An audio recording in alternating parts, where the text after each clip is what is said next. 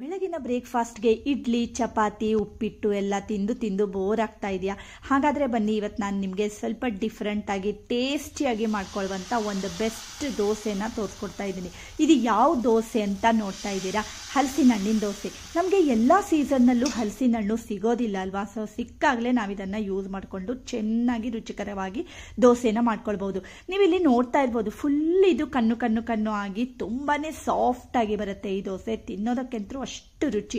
ಖಂಡಿತ ನೀವು ಒಂದ್ಸರಿ ಈ ದೋಸೆನ ಟ್ರೈ ಮಾಡಿ ನೋಡಿ, ಓಕೆನಾ? ಮತ್ತೇನಂದ್ರೆ ನಾನು ಲಾಸ್ಟಲ್ಲಿ ಕೆಲವಷ್ಟು ಟಿಪ್ಸ್ಗಳನ್ನ ಕೂಡ ಕೊಡ್ತಾ ಇದ್ದೀನಿ. ಸೊ ಈ ರೀತಿ ಸಾಫ್ಟ್ ಆಗಿ ದೋಸೆನ ಹೇಗೆ ಮಾಡ್ಕೊಳ್ಬೇಕು ಮತ್ತೆ ಇಷ್ಟು ಕಲರ್ಫುಲ್ ಆಗಿ ಹೇಗೆ ಮಾಡ್ಕೊಳ್ಬೇಕು ಹೇಳೋದನ್ನ. ಮತ್ತೇನಂದ್ರೆ ಈಗಾಗಲೇ ನಾನು ಸಾಕಷ್ಟು ರೀತಿಯ ಹಲಸಿನ ಹಣ್ಣಿನ ರೆಸಿಪಿಗಳನ್ನ ಕೂಡ ನನ್ನ ಚಾನಲ್ನಲ್ಲಿ ಪೋಸ್ಟ್ ಮಾಡಿದ್ದೀನಿ. ಫ್ರೆಂಡ್ಸ್, ನೀವೇನಾದ್ರೂ ಫಸ್ಟ್ ಟೈಮ್ ನನ್ನ ಚಾನಲ್ನ ನೋಡ್ತಾ ಇದ್ರೆ ಸಬ್ಸ್ಕ್ರೈಬ್ ಮಾಡ್ಕೊಳ್ಳಿ. ಮತ್ತೆ ಇಲ್ಲಿ ನೋಡಿ, ನೀವು ನೋಡ್ತಾ ಇರ್ಬೋದು ಎಷ್ಟು ಚೆನ್ನಾಗಿದು ಕಲರ್ಫುಲ್ ಆಗಿ ಬರುತ್ತೆ ಮತ್ತೆ ಎಷ್ಟು ಸಾಫ್ಟ್ ಆಗಿದೆ ಅಂತ ನೀವಿಲ್ಲಿ ನೋಡಿದ್ರೇನೆ ನಿಮಗೆ ಗೊತ್ತಾಗುತ್ತೆ. ಸೊ ಇಷ್ಟು ಟೇಸ್ಟಿಯಾಗಿರುವಂತಹ ಹಲಸಿನ ಹಣ್ಣಿನ ದೋಸೆನ ಹೇಗೆ ಮಾಡ್ಕೊಳ್ಳೋದು ಅಂತ ನೋಡೋಣ. ಹಲೋ ಎವ್ರಿವನ್, ನಾನು ಸುಷ್ಮಾ. ವೆಜ್ ವಂಡರ್ಸ್ ಚಾನೆಲ್ಗೆ ಸ್ವಾಗತ ಸುಸ್ವಾಗತ. ಫಸ್ಟ್ ನೋಡಿ, ನಾನು ಒಂದು ಬೌಲ್ಗೆ ಈಗ 1.5 ಕಪ್ನಷ್ಟು ದೋಸೆ ಅಕ್ಕಿನ ಹಾಕ್ಕೊಳ್ತಾ ಇದ್ದೀನಿ. ನಿಮ್ಮ ಹತ್ರ ಯಾವ ಅಕ್ಕಿ ಇದೆ ಅದನ್ನು ಕೂಡ ಯೂಸ್ ಮಾಡ್ಕೊಳ್ಬಹುದು. ಹಾಗೆ ಅದಕ್ಕೆ ನೀರನ್ನು ಹಾಕ್ಬಿಟ್ಟು ಚೆನ್ನಾಗಿ 2 ರಿಂದ 3 ಸಾರಿ ಈ ಅಕ್ಕಿನ ತೊಳ್ಕೊಂಡು ನೆನೆಸ್ಕೊಳ್ಬೇಕು. ಯಾವಾಗಲೂ ನಾವು ಅಕ್ಕಿನ ನೆನೆಸ್ಕೊಳ್ಳುವಾಗ್ಲೇ ಚೆನ್ನಾಗಿ 2-3 ಸಾರಿ ತೊಳ್ಕೊಂಡು ನೆನೆಸ್ಕೊಂಡ್ರೆ ಒಳ್ಳೆಯದು. ಹಾಗೆ ನೋಡಿ, ಆಮೇಲೆ ಪುನಃ ಬೇರೆ ನೀರನ್ನು ಹಾಕ್ಬಿಟ್ಟು ಇದನ್ನು ಒಂದು 4 ರಿಂದ 5 ಗಂಟೆಗಳ ಕಾಲ ಇದನ್ನು ಹಾಗೆ ನೆನೆಯೋದಕ್ಕೆ ಇಟ್ಕೊಳ್ಳೋಣ. ಮತ್ತೆ ಈಗಾಗಲೇ ನಾನು ಹಲಸಿನ ಹಣ್ಣಿಂದ ಮಾಡುವಂಥ ಒಂದು ಬೆಸ್ಟ್ ಹೋಳಿಗೆ ರೆಸಿಪಿ ಕೂಡ ತೋರಿಸ್ಕೊಟ್ಟಿದ್ದೀನಿ. ತುಂಬ ಸುಲಭವಾಗಿ ಸಾಫ್ಟ್ ಆಗಿ ಹೇಗೆ ಮಾಡ್ಕೊಳ್ಬೇಕು ಹೇಳುವಂಥದ್ದನ್ನು ಕೆಲವಷ್ಟು ಟಿಪ್ಸ್ಗಳ ಜೊತೆ ಶೇರ್ ಮಾಡಿದ್ದೀನಿ, ಓಕೆನಾ? ಡಿಸ್ಕ್ರಿಪ್ಷನ್ನಲ್ಲಿ ಲಿಂಕ್ ಇರುತ್ತೆ. ಹಾಗೆ ನೋಡಿ, ಹಲಸಿನ ಹಣ್ಣನ್ನು ಈಗ ನಾನು ಕಟ್ ಮಾಡ್ಕೊಳ್ತಾ ಇದ್ದೀನಿ. ಹಲಸಿನ ಹಣ್ಣಲ್ಲಿ ನಾವು ತುಂಬ ರೀತಿ ರೆಸಿಪಿಗಳನ್ನು ಮಾಡ್ಬೋದು. ನಿಮಗೂ ಯಾರಿಗಾದರೂ ಯಾವುದಾದ್ರೂ ರೆಸಿಪಿ ಬೇಕು ಅಂದರೆ ಕಮೆಂಟ್ ಬಾಕ್ಸ್ನಲ್ಲಿ ಕಮೆಂಟ್ ಮಾಡಿ, ಖಂಡಿತ ನಾನು ತೋರಿಸ್ಕೊಡ್ತೀನಿ. ಮತ್ತು ಹಲಸಿನಕಾಯಿ ಚಿಪ್ಸು, ಮುಳುಕ ಮತ್ತು ಕೇಸರಿ ಬಾತು ಎಲ್ಲದನ್ನೂ ನಾನು ಈಗಾಗಲೇ ತೋರಿಸ್ಕೊಟ್ಟಿದ್ದೀನಿ. ಈಗ ನೋಡಿ, ಹಲಸಿನ ಹಣ್ಣನ್ನು ಬಿರ್ಕೊಂಡು ಈ ರೀತಿ ರೆಡಿ ಮಾಡ್ಕೊಂಡಿದ್ದೀನಿ. ಎಷ್ಟು ಸ್ವೀಟ್ ಆಗಿತ್ತು ಗೊತ್ತಾ ಈ ಹಲಸಿನ ಹಣ್ಣು. ಹಾಗೇನೆ ತಿನ್ನೋದಕ್ಕೆ ಕೂಡ ತುಂಬಾನೇ ಚೆನ್ನಾಗಿರುತ್ತೆ ಇದು. ಹಾಗೆ ನಾವು ಹಲಸಿನ ಹಣ್ಣಿನ ಬಿರಿದ್ಬಿಟ್ಟು ಎಲ್ಲರೂ ಕೂತ್ಕೊಂಡು ತಿಂತಾ ಇದ್ವಿ, ತುಂಬಾ ಚೆನ್ನಾಗಿತ್ತು. ಮತ್ತೆ ನೋಡಿ, ಈ ರೀತಿ ಒಂದು ಸ್ವಲ್ಪ ಹಲಸಿನ ಹಣ್ಣನ್ನು ತೆಗೆದು ಪಕ್ಕಕ್ಕೆ ಇಟ್ಕೊಂಡಿದ್ದೀವಿ. ಮತ್ತೆ ಈ ಬೀಜನೆಲ್ಲ ತೆಗೆದ್ಬಿಟ್ಟು ರೆಡಿ ಮಾಡ್ಕೊಂಡಿದ್ದೀವಿ. ಮತ್ತೆ ಈಗ ನೋಡಿ, 1 ಕಪ್ಗೆ ನಾನು ಯಾವ ಕಪ್ಪಲ್ಲಿ ಅಕ್ಕಿ ತಗೊಂಡಿದ್ದೀನಿ ಅಲ್ವಾ, ಅದೇ ಕಪ್ಪಲ್ಲಿ 1/4 ಕಪ್ನಷ್ಟು ಹಲಸಿನ ಹಣ್ಣಿನ ತೊಳೆನ ತಗೊಂಡಿದ್ದೀನಿ. ಅಂದರೆ ಬೀಜ ಎಲ್ಲ ತೆಗೆದ್ಬಿಟ್ಟು.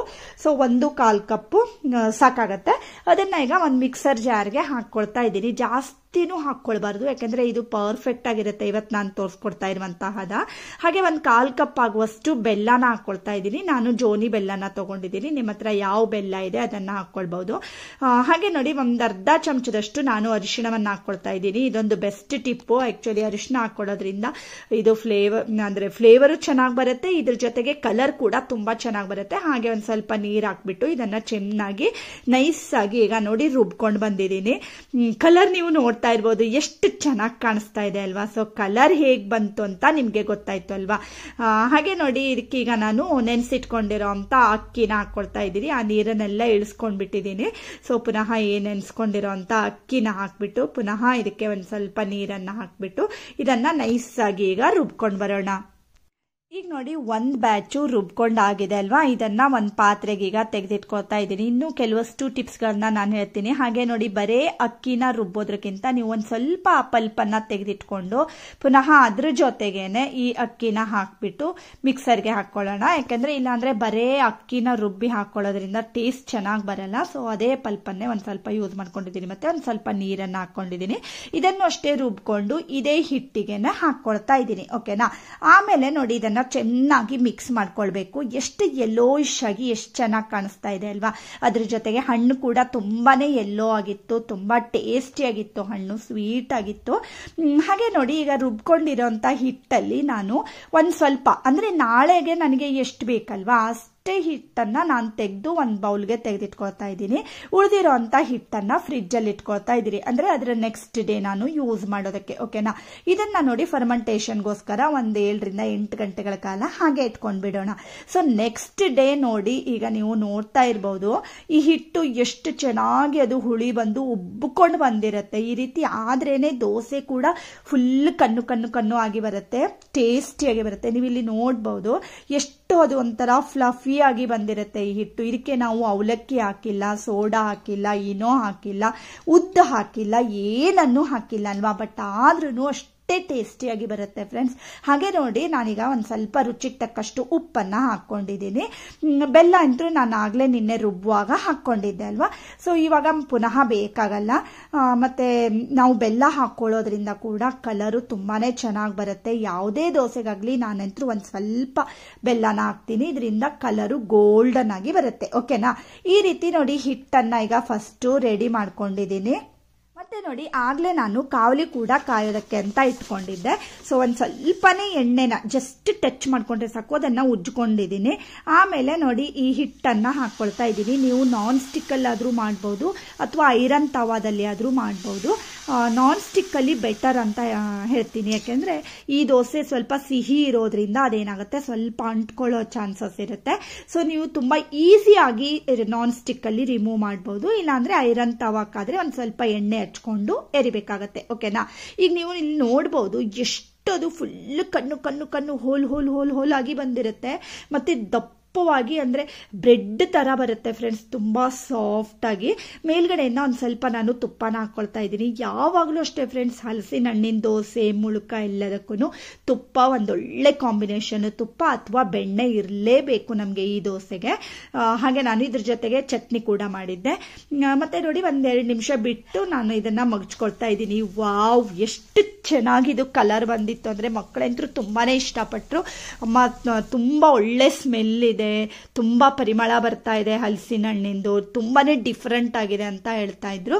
ಈಗ ನೀವು ಇಲ್ಲೇ ನೋಡ್ಬೋದು ಎಷ್ಟು ಗೋಲ್ಡನ್ ಕಲರ್ ಆಗಿ ಯೆಲ್ಲೋಯಿಶ್ ಆಗಿ ತುಂಬಾನೇ ಟೇಸ್ಟಿಯಾಗಿ ಬರುತ್ತೆ ಫ್ರೆಂಡ್ಸ್. ಖಂಡಿತ ನೀವು ಇದನ್ನ ಟ್ರೈ ಮಾಡಿ ನೋಡಿ.